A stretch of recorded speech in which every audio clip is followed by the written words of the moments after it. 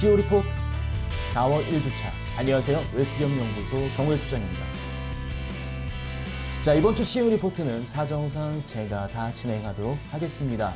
자, 이번 주 내용은요, 사실은 아마 우리 중소기업 대표님들의 오랜 수건일 수도 있고 아니면 지향점일 수도 있는 내용일 수 있습니다. 자, 적어도 업력 45년 이상을 하게 되면 인증을 받을 수가 있습니다. 바로 명문장수기업인데요. 오늘은 이 명문장수기업과 그 다음에 법인세를 이제 3월달에 마지막에 신고를 하시고 납입하셨을 겁니다. 그러면 법인세 신고 후에 우리 대표님들께서 꼭 체크하셔야 될 내용들, 이 두 가지 내용을 오늘 준비해 왔습니다. 잠시 후에 시작합니다.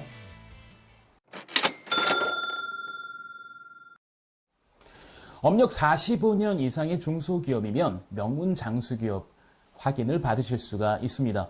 아마 화면에 나오는 인증마크를 확인하시면 될 것 같은데요. 조건은 업력이 45년 이상이고 건설업, 부동산업, 금융업, 보험 및 연금업, 금융 및 보험 관련 서비스업에 해당하지 않는 중소기업이라면 인증을 받으실 수 있습니다.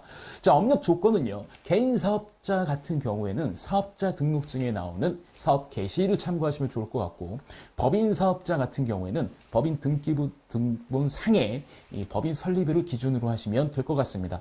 그럼 지금으로부터 역환산을 해보면 1977년 이전에 설립한 기업이라고 한다면 아무래도 이 명문 장수기업 인증 마크를 획득하실 수가 있을 것 같습니다. 자, 그럼 중요한 게 이 명문 장수기업으로 인증을 받으면 뭐가 좋을까? 한번 알아보도록 하겠습니다. 일단 중소기업 개발, 기술개발 지원 사업, 그 다음에 지역 특화 산업, 병역 대체 복무제도, 수출 관련 지원, 자금 조달 등에 의해서 가점 또는 별도의 한도를 부여받을 수 있습니다. 예를 들면 특히 그 자금 조달 면에서는요, 혁신성장 지원 자금을 100억 원을 한도로 신청할 수 있고요. 그다음에 기술보증기금에서 이 보증료율을 0.5%포인트 감면받으실 수가 있는 혜택이 있으니까 괜찮은 혜택이라고 볼 수 있죠. 그런데 솔직하게 제 생각에는 45년 이상 기업을 끌어온, 어떻게 보면 우리나라에서 귀하디 귀한 어떤 이런 중소기업인데, 사실 이 기업에 주는 혜택 치고는 좀 작지 않을까 싶긴 합니다만, 그래도 그런 기업의 대표님들이라면 그런 포상을 받을 수 있는 충분한 어떤 요건을 갖추지 않을까 생각합니다. 본인만 잘해서 되는 게 아니라 자녀에게 어떤 후계가 이루어지고 난 다음에도 이게 성장해야 되니까 아무래도 쉽지 않은 일이죠. 그래서 이런 기업에 해당이 되신다면 언제든지 꼭 신청을 하셨으면 좋겠습니다. 신청 날짜는요, 5월 13일까지 하시면 되고요. 접수 방법은 우편 또는 방문 접수입니다. 그러니까 제출 서류는 지금 화면에 나오는 것들을 확인하시면 될 것 같고요. 아직 1개월 이상의 시간적 여유가 있으니까 충분히 준비하시면 될 것 같습니다. 그리고 그 장소는요, 바로 또 화면에 바로 저희가 띄워드립니다. 중소기업 중앙에 신청을 하시면 되고요. 물론 전화번호와 주소는 화면을 참조하시면 될 것 같습니다. 자, 이제 두 번째 소식입니다. 대표님, 2022년 법인세 신고 후에 하셔야 될 일에 대해서 오늘은 좀 말씀드리도록 하겠습니다. 자, 지난 4주 동안 저희 웰스기업연구소는 2022년 3월에 법인세 신고하는 거에 대한 특집으로 좀 말씀을 드렸는데, 그 내용을 잘 준수하셨다면 이번 주 법인 신고 좀 쉽게 가지 않았을까 싶습니다. 그리고 아무래도 그런 것도 있겠죠. 세무대리인은 법인세 신고도움방의 내용을 확인하고 있는데 대표님께서 확인을 안 하시게 되면 세무대리인이 너무하다는 생각이 드실 텐데 그게 아니라는 것도 꼭 아셨으면 좋겠습니다. 그럼 이제 법인세 신고가 끝나면 우리 대표님들이 뭘 체크하셔야 될지를 좀 말씀을 드릴게요. 일단 외부 감사에 해당이 되시는 기업들, 아마 지금 외감이 됐다, 그럼 이제 어떻게 해야 되지? 이것 때문에 고민이 많으신 기업들이 있을 겁니다. 그런 기업이라면 저는 기쁜 마음으로 외감을 준비하셨으면 좋겠습니다. 일단 가장 중요한 거는 4월 이내, 4개월 이내, 그러니까 그 결산이 끝난 다음에 4개월 이내니까 4월 달까지는 감사인을 선임하셔야 되는 거 꼭 잊지 마셔야 되는 거고요. 그 다음에 우리 회사가 외감 언저리에 있다라고 한다면 이 내용만 기억하시면 됩니다. 자산 120억, 부채 70억, 매출 100억, 근로자 종업원 100명. 이 네 가지 조건 중에서 두 가지 이상이 해당되면 외부감사 대상이 되시니까 혹시나 외감을 앞두고 있는 기업이라고 한다면 이거를 뭐 조절해야 될지 말아야 될지 아니면 가면 어떻게 기쁘게 갈지, 그래서 갔을 때 무엇을 준비해야 될지를 꼭 사전에 체크하셨으면 좋겠습니다.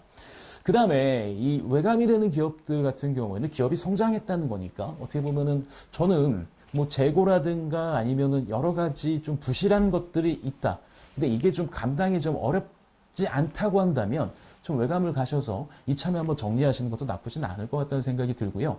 이 외감이 대상이 되지 않는 기업이라고 하더라도 이거는 꼭 체크하셨으면 좋겠습니다.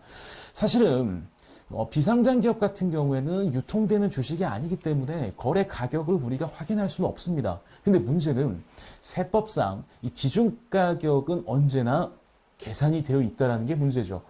솔직히 말하면 제 비상장 기업의 주식을 타인에게 판다. 그러면 타인과 제가 어떤 거래를 할 때 가격은 되게 합리적으로 결정이 되지 않겠습니까?